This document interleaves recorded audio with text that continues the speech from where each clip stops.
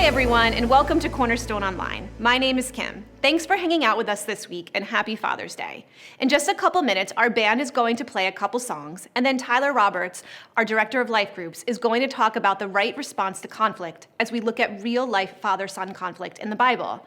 But before, we want to show you a video made by one of our missionary partners that helps celebrate fathers and remind us of who our Heavenly Father is.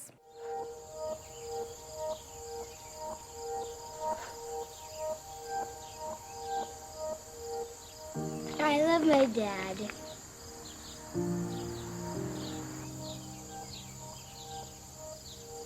He is kind and patient, gentle and strong. I love spending time with him. My dad teaches me to be kind and patient. My dad teaches me to be like him. The Bible tells us something amazing about God.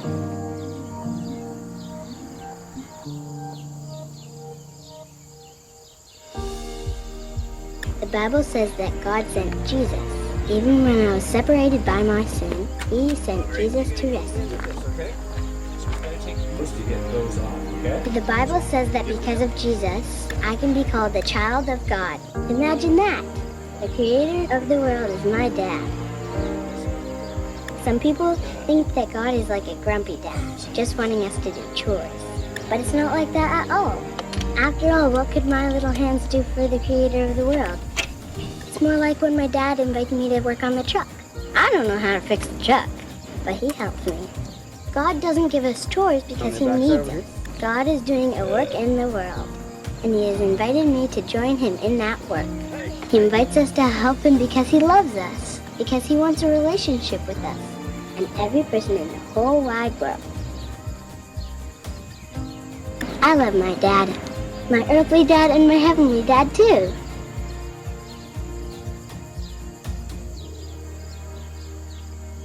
1 John 3, verse 1. See what great love the Father has lavished on us, that we should be called the children of God.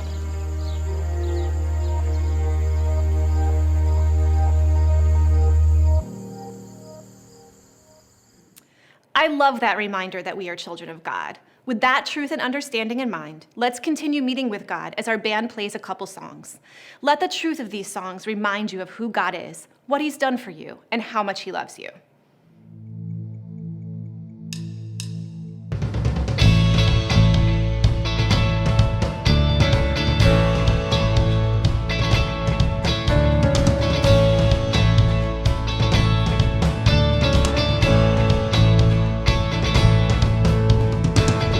Into the night, wanting a place to hide this weary soul, this bag of bones. I try with all my might, but I just can't win the fight. I'm slowly drifting, a vagabond.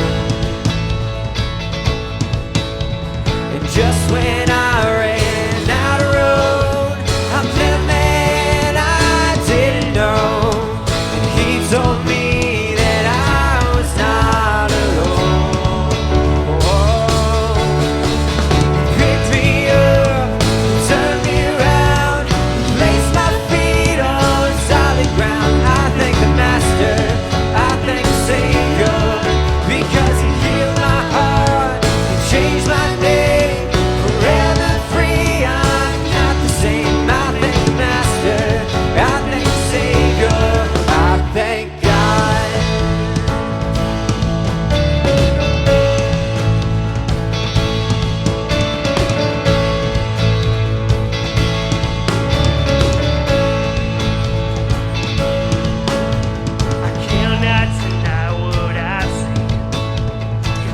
Choice but to believe, but doubts are burning like ashes in the wind. So long to my old friends, burden and bitterness, you can just keep on moving. You're now welcome here. Now till I walk streets of gold, I'll sing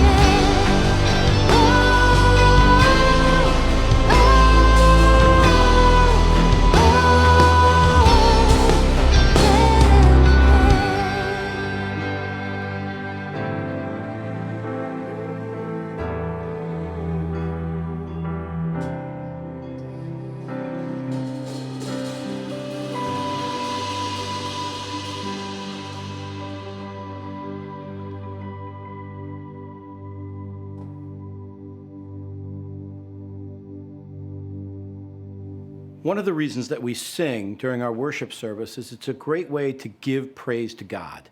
The music allows us to verbalize ways of worshiping God. So whether you're listening to yourself or actually singing out loud along with the music, it allows us to worship. For Christians, giving is also a way that we worship. It's a tangible thing that we do that says to God, everything I have comes from you, and I'm giving this to you for you to use. It's an act of worship. It also supports the ministry and our ministry partners, but it is fundamentally for Christians an act of worship. I want to remind you that there are 4 different ways that you can give. You can always give with a physical check if you're here at one of our live services or you want to drop it off in the church office or mail it.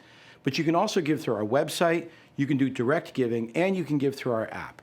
So thank you once again for worshiping along with us in the act of giving.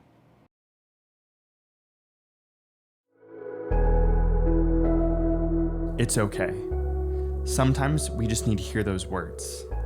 It's okay. When we don't know what to do, when we're lost for words, when we feel like the world is crashing down around us, when we feel like we're in the dry desert of life, it's okay.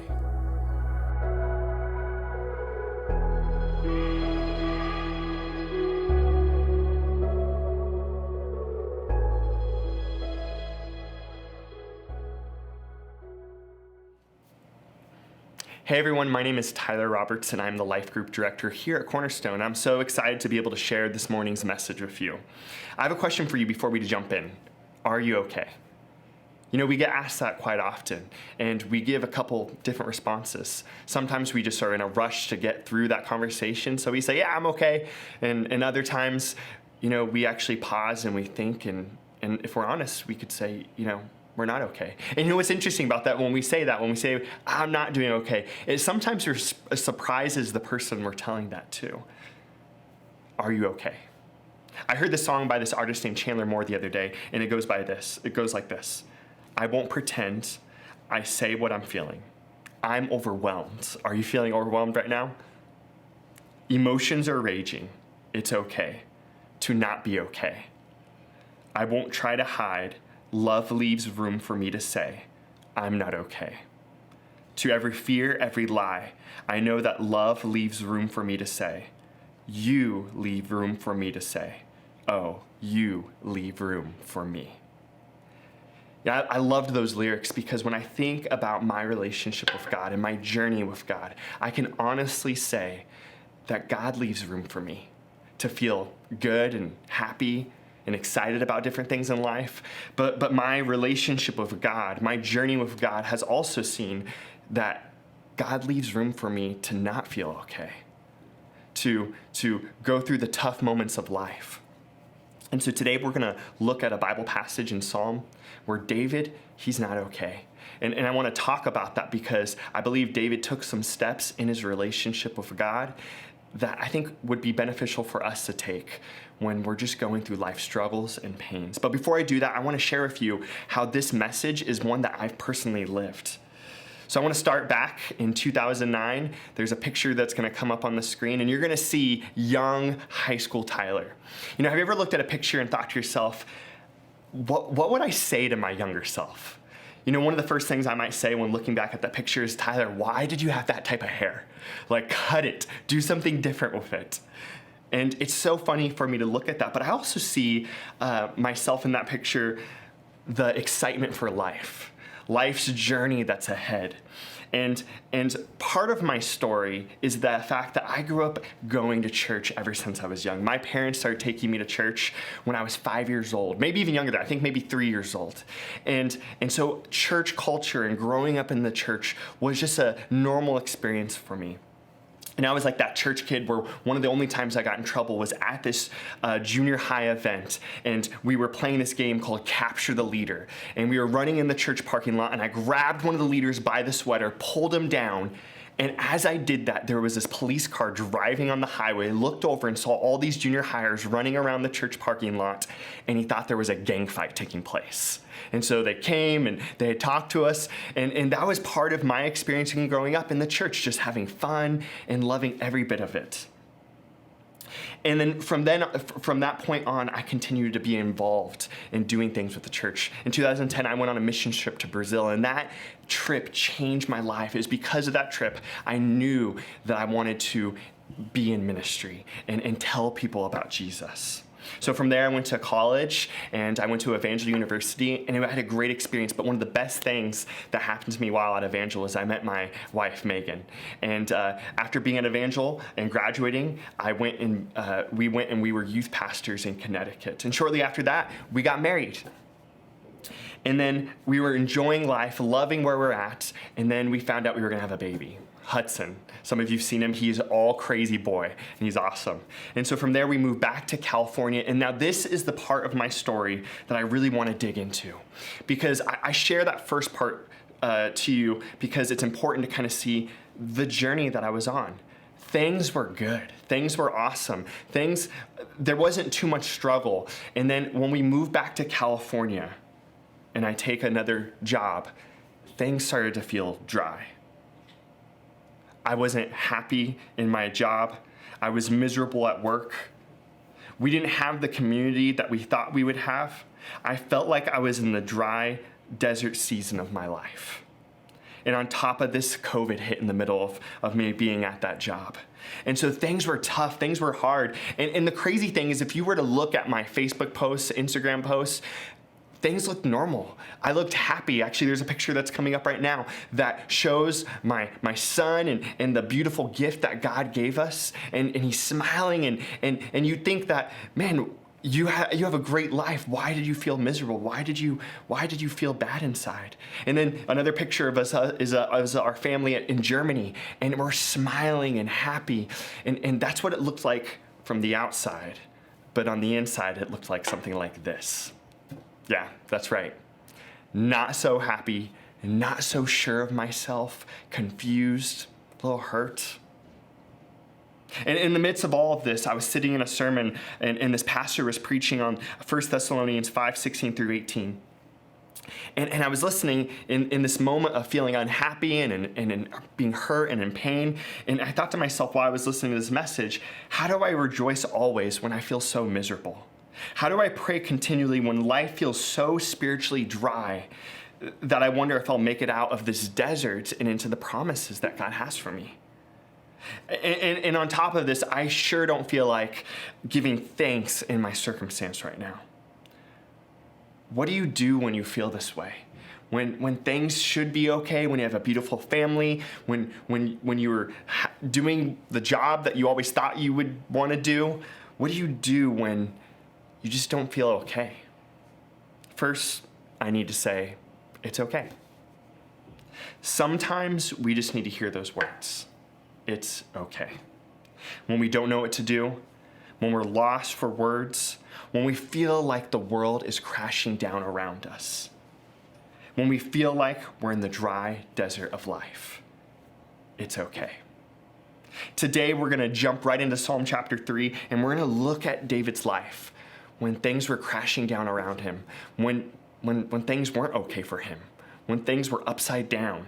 And let's take a look about how he responded to God in those seasons. So Psalm chapter 3, it starts off like this: a psalm of David when he fled from his son Absalom. Let's stop right there real quick. When he fled from his son Absalom. That sounds a little crazy.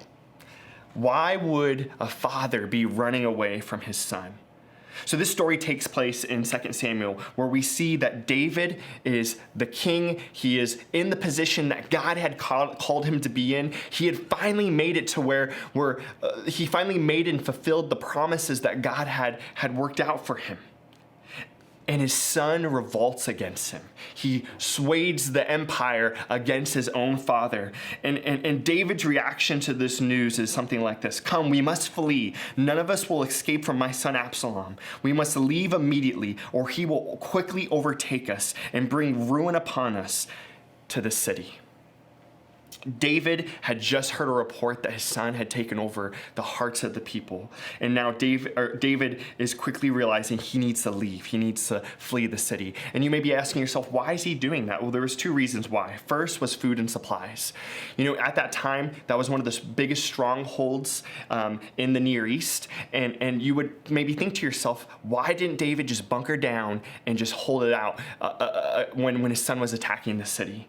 Well, he didn't have time to prepare. It came out of nowhere. His son revolts and his rebelling against his father. It wasn't something that David saw coming. And so he didn't have time to gather enough food and supplies to be able to hunker down. And I bring that up because when we're in the dry seasons of life, when we don't know what to do, when it's not okay, it seems to come out of nowhere, right? We don't have the time to prepare and get ready for those moments. And that's why they always hit us the hardest. And that's why there's always the pain that's associated with it, because it was a jolt that we weren't expecting. And the next reason why David decided to flee was because of military weakness. You see, David had a core group of professional mercenaries that were around him that could protect him, but they weren't enough to hold back the vast army that Absalom had assembled to fight against his father. And real quick, before we move on, I want to point out, David had people around him. When it's not okay, when the world is crashing around you, you need people around you. You need community. And we see that David had a small community, but he had community. And so maybe you're watching this, and one of the first things I want to encourage you with is we believe here at Cornerstone that you can engage in beautiful, great community here online. And through the chat function and through prayer with one of our admins, you can engage in a beautiful community. And from there, if you live in this area, maybe that can extend to coming to our campus, or maybe even a life group, or maybe even an online group. I just want to stress the need for community. And so from there, David, because of these two things, David knew that he had to leave, he had to flee. And so he decided to leave the city, and now David is in the desert. And he's destroyed inside. He's probably thinking, I am not going to win the Best Father of the Year award. My very own son has taken the kingdom away from me. And he's in the desert, and he doesn't know what to do. And so we see in the rest of Psalm chapter 3, this is where he wrote these words. When everything's crashing around him, that he says this in Psalm chapter 3.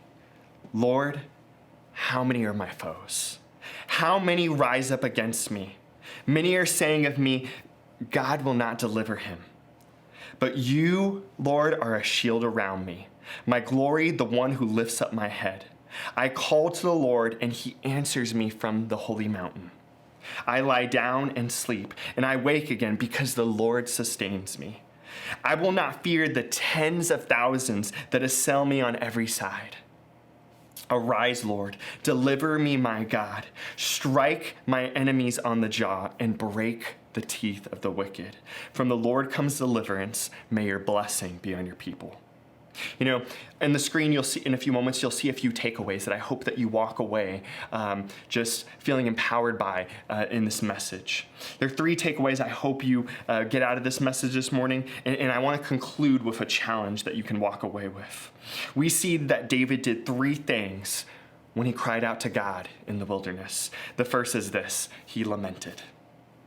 So our first takeaway is, it's okay to tell God how hard it is. We see David say, Lord, how many are my foes? How many rise up against me? Many are saying of me that God will not deliver him.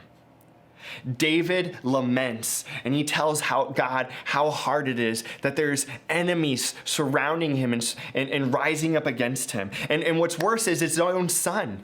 And so fathers, just anybody that's watching this, the perfect thing to do when you feel like enemies are surrounding you, when you don't know what to do, is to tell God about it.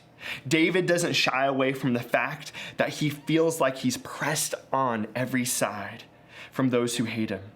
You know, in Western culture and here in America, we don't normally practice the art of lamenting or just telling God how hard it is. But in David's time, that was a daily practice of what they did. And actually, lamenting was such a common practice, what they would do is they would hire professional lamenters. Now, wouldn't that be nice? Wouldn't that be nice if that's how we could handle it? If we say, you know what, life is hard, I don't know what to do, work is tough, I don't know how to interact with my family, my relationship with my spouse isn't the way I want it to be, my relationship with my kids isn't how I want it to be. So what I'm gonna do is I'm gonna keep on doing what I need to do, and I'm gonna hire so-and-so to be sad for me. We can't do that. We can't do that because it's actually not healthy. Let's do what David did. David doesn't hire a professional lamenter. He doesn't hire someone to just tell God how hard it is. What David does is he personally goes before God and says, God, life's tough. When I was in the desert season of life, when I was in California and I was not happy with where I was at, I would complain. I would complain to everyone. You know, I would come home from work and I would go to Megan and I would say, Megan, can you believe what happened today? Can you believe what so-and-so did? Can you believe that this, and I would just complain. I would hold up my son and say, Hudson, can you believe? Everybody. And one day I was talking to my mentor and he asked me, he said, hey, you've been talking to everybody else about this issue. Have you talked to God? And I thought about it and I'm like, nope, I have not. Have you told God how this season is? And maybe you're watching this right now on your computer or wherever you're watching and you're thinking to yourself, I haven't told God about what I'm going through. I want to challenge you to do so. Too many times we tell everyone else how hard it is, but we don't talk to God. You see, David, he knew who to cry out to in his desert season. So our first takeaway for today is it's okay to tell God how hard it is. The second is this: David, he confessed his trust in God. Our second takeaway is it's okay to trust God. But you, Lord, are a shield around me, my glory, the one who lifts my head high. I call to the Lord, and he answers me from his holy mountain. I lie down and sleep, and I wake again, because the Lord sustains me. I will not fear the tens of thousands that assail me on every side. It's okay to trust God. You know, I moved my family in the middle of a pandemic. It was crazy. People would be like, Tyler, what are you doing? But I knew that God was moving me to New Jersey and I was going to put my trust in him. You see, David acknowledges the Lord's special protection. Back to my earlier illustration, I would come home miserable. And one day, someone asked me, do you trust God? Do you trust God that he has your life in his hands? Do you trust God? You know, sadly, life's conflicts become the baseline of our existence when it ought to be our trust in the Lord. I would come home and I would think about my day and how hard it was and how annoyed I was. And one day I thought to myself, the people that I'm annoyed with, they're not losing sleep over any of this. Why am I losing sleep over this? That was the moment everything changed for me. I made the choice to trust God and rather make my work conflicts and personality clashes and things in the end that didn't matter and make those the baseline of my existence. I decided that I would trust in the Lord. You see, we see that David, he counters the claim in verse 3. It says, many are saying of me that God will not deliver him. And we see that David acknowledged that God will deliver him and that he's going to put his trust in God. Life's crises renew our faith in the God who answers from his holy mountain. And you see, we have a shield that has already gone before us. And so there may be some of you that are watching that you don't know who Jesus is. You don't know who God is. And I want to tell you that Jesus went before us as a shield and he took on sin so that we can be in a relationship with God, so that you can have a trust in God. And so maybe you're here and you're saying, you know what? I don't know God, but I want to. Well, I want to let you know that you can reach out to one of our pastors. If you're watching this from our website, you can reach out through chat and receive prayer, and you can start that journey of trusting in God. It's okay to tell God how hard it is, and it is okay to trust God. Lastly, we see David say, it's okay to ask God for help. Arise, Lord, deliver me, my God. Strike my enemies on the jaw and break the teeth of the wicked. From the Lord comes deliverance. May your blessings be on your people. We see that David acknowledges that deliverance comes from the Lord. Joy came after I decided I wasn't going to wait until my circumstances got better to be happy. Even in the midst of the dry season, where I questioned God and his plan for me, I chose joy. But that's not where it ended. I asked God to get me the heck out of California. I was like, get me out of here because I don't want to live here. And that's the thing. It's good to choose to be happy. It's good to choose joy. But a lot of times we need to ask God for help. We need to ask people around us for help to move us on beyond what we were facing, and so we don't go back to not having joy in our hearts. And so I started asking God for specific things. See, I told you earlier, I had lived in Connecticut at one time, and I had missed living in the Northeast.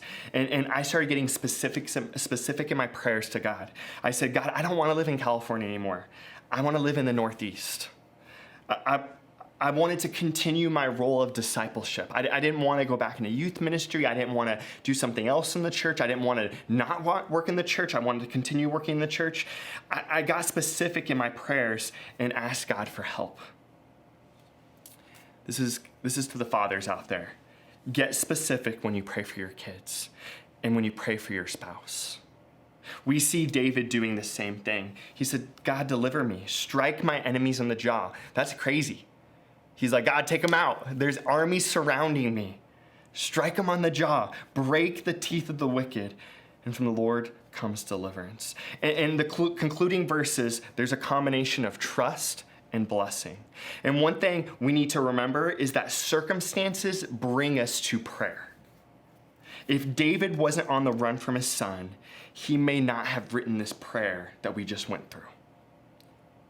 You know, when we found out we were going to have Hudson, we started praying like crazy. You know, I think most parents do. We started praying that he'd be healthy, that he'd be born with no complications. And we went to the doctors, and they were like, hey, when they did the ultrasound, and they were like, hey, your son's head is a little big. Should we continue to do a little bit more tests? And, you know, we were like, you know, we're praying that he's going to be a healthy baby boy. We're praying that God has all things, he has everything worked out for our good. So no, we don't need to do any more tests. And so he was born healthy. The only thing that was a little different was his head was massive. It was huge. And if you see him now, you'll see that his head's still big. And he takes after me because my head's really big. But we got specific in our prayers when we found out he was going to be born, and we prayed for a healthy, beautiful baby boy. Because I was specific in my prayers, I didn't just go to any job when I was leaving California. And I ended up here at Cornerstone. What a blessing. Are all things perfect here at Cornerstone and in the job I'm working? No, they're not. But here's the thing. When we get this lesson down, when we say, God, I'm going to choose joy, and I'm going to choose to look beyond my circumstances, and I'm going to choose to go to you in all my circumstances, we can learn the lesson that even in the midst of chaos, even in the dry desert season, we can learn from God. But more importantly, we can learn that we got to make a choice to move beyond that. And I don't know what that looks like for some of you. Some of you, you need to take an action after choosing joy. It's okay to tell God how hard it is. It's okay to trust God, and it's okay to ask God for help. It's okay. Finally, I want to leave you with all of us with a challenge. Psalm 3 ends with a blessing. May your blessing be on your people.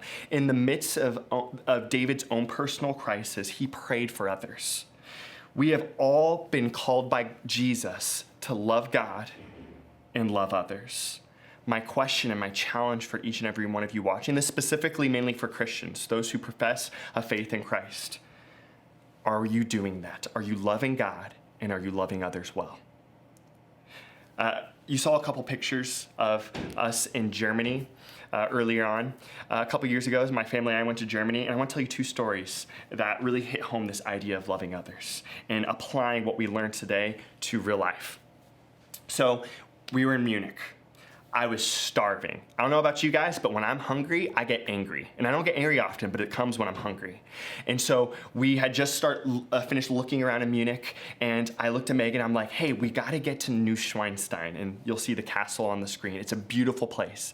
And let's leave, let's get on the road, and let's just stop at McDonald's on the way. And Megan's like, we're in Germany. Why would we stop at McDonald's? And I was like, yeah, but I want to get to Neuschwanstein. Let's just go. And Megan's like, no, let's just find something nearby. And I'm like, okay, Megan, find something. And so she looks on her phone and she finds this place. And so it was like a mile away. And so we start walking. We have Hudson, he's on my back. I'm hungry, I'm tired. I want to get to my destination. And we get to the place that Megan found, and it was closed.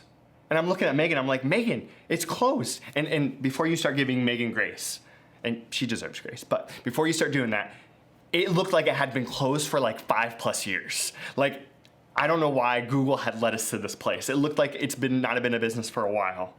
And I'm like, Megan, what? And so there was a little argument, and there was, let's get out of here. So we find a place to eat. We get to the parking garage, and we get to the car, and I'm kind of like, okay, let's go. We got to get to our destination.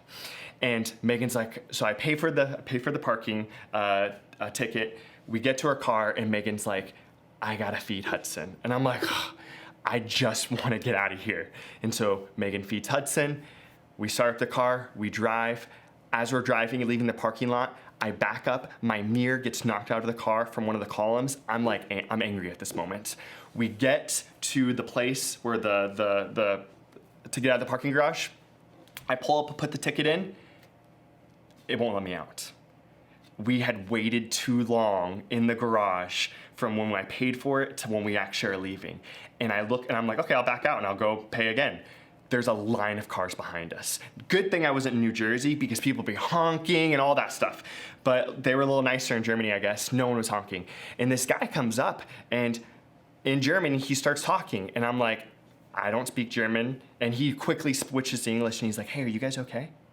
And I tell him, hey, we paid for the parking ticket and it won't let us out. And so he says something to the person on the other side of the little box, and the garage thing opens and we leave. We're driving down the road, and all of a sudden on the road, there's these barricades. And I don't know what these barricades mean because there's these German words on them. And I start driving around them barricades. And then all of a sudden this crane puts its arm in front of our car, like this tractor, and says, we gotta go a different way. So I turn, and I'm driving down this road, and before I know it, I'm on this random guy's property, this farm in the middle of Germany. And I'm trying to get to my destination, and I'm on this random guy's property. And I'm driving down this small little country road, and this guy in this tractor drives up to us, and he starts yelling at me in German. And I look and I'm like, hey, do you speak English? And he starts yelling at me even more in German. And I'm like, okay, I guess this isn't helpful, and we leave. We finally get to our destination after some craziness.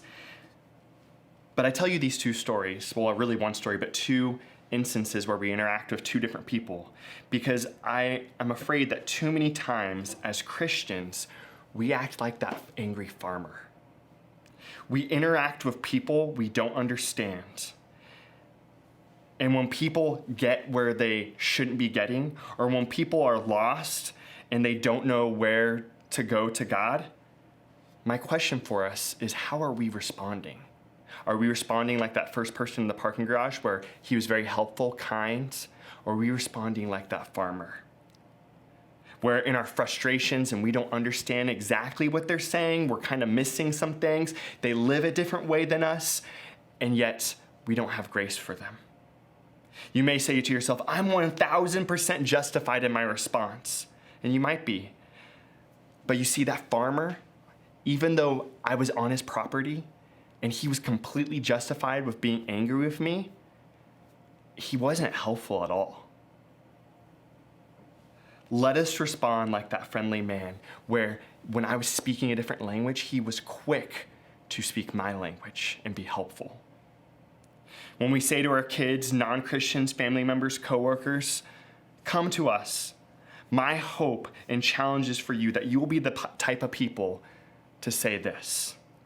That those people in our lives will be the people that say, it's okay to tell that Christian I know in my life my problems. It's okay to trust that Christian, that person, my coworker in my life. And lastly, it's okay to ask so-and-so who's a Christian for help. It's okay. So here's how you can respond today.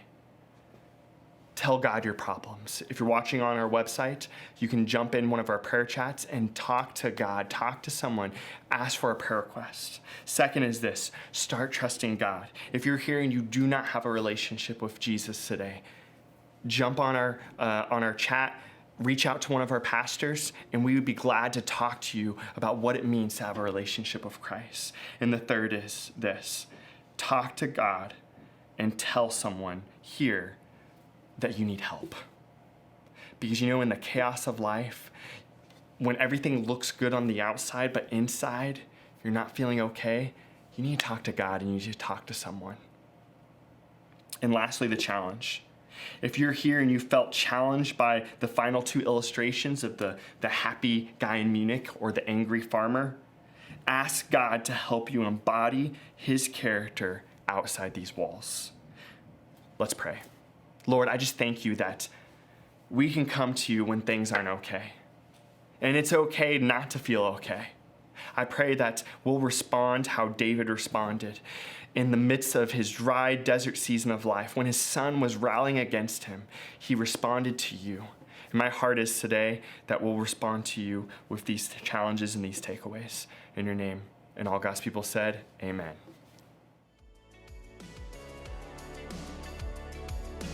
Hi everyone, thanks for spending time with us on this Father's Day and being part of our community and seeking to grow in your relationship with God. If you have any questions about what we talked about today, or if you'd like someone to pray with you, you can ask for prayer now if you're watching live, or you can email us at online@cornerstonenj.org, and someone from our pastoral staff will get back to you. Before you go, if you haven't done so already, we want to encourage you to like our Facebook and Instagram pages. You can find both of those by searching Cornerstone NJ. We post helpful and encouraging content throughout the week, including a weekly announcement video on Monday that tells you all the new and exciting things we have happening here at Cornerstone. Next week, our online community will be meeting again, live, online, to chat, hang out, and discuss the message on Sunday morning at 9:30 a.m. at online.cornerstonenj.org. Our live services continue to meet at 9:30 a.m. and 11 a.m. with Kids Church at the first service. If you're ready to take that next step to serve God as part of our Sunday Serve, our Sunday hospitality team, or our summer kids church team, you can sign up for going to cornerstonenj.org/volunteer. Don't forget that our summer workout life groups happen every Wednesday night. Our Cornerstone College and Career happens every Monday night, and our summer middle school and high school starts Wednesday, June 30th. Next Sunday, we'll be celebrating Grad Sunday at our live and virtual services. Please let us know if you are graduating from high school, college, or grad school by going to our website and clicking on the register button. So many great things are going on here. You can find out more about these updates and so much more by going to our website, www.cornerstonenj.org. Have a great rest of your day. Bye.